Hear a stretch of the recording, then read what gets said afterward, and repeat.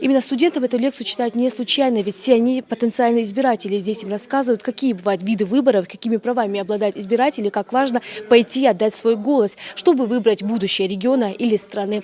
Словом, те стороны избирательного права, которые должен знать каждый гражданин страны. Будущие экономисты и юристы, сидящие в этом зале, уже в следующем году на предстоящих выборах президента страны отдадут свои голоса. Председатель избирательной комиссии поясняет, сколько в Ингушетии функционирует политических партий, объясняет само понятие избирательный округ и как именно формируются территориальные комиссии. По вопросу окружных комиссий.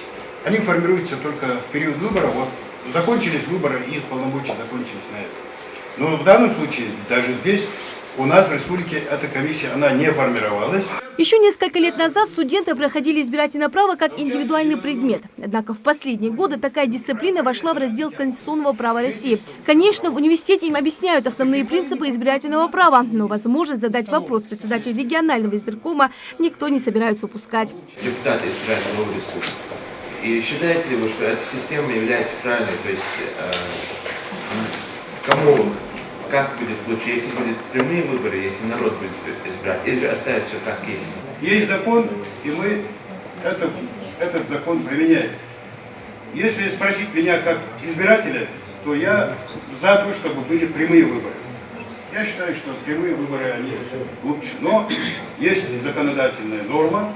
Лекция проходит по инициативе молодежной избирательной комиссии, чтобы молодежь знала, как важно воспользоваться своим правом голоса на выборах. Помимо теоретических вопросов, ребят интересует и практика. К примеру, как именно проходит подготовка к выборам и какая атмосфера должна царить в избирательных участках. Мы эту работу проводим в основном в межвыборный период.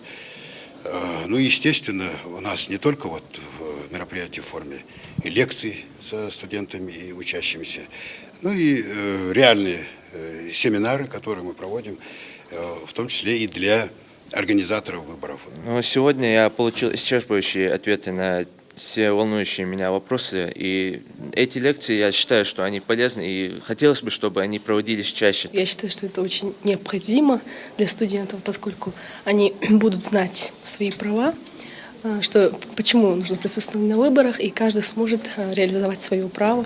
Поэтому я думаю, что это обязательная часть. Избирательная комиссия свою работу начинает в первой половине декабря. На само голосование, которое определит курс страны, начнется 18 марта 2018. Рина Цичоева, Магомед Дидиков, Новости 24.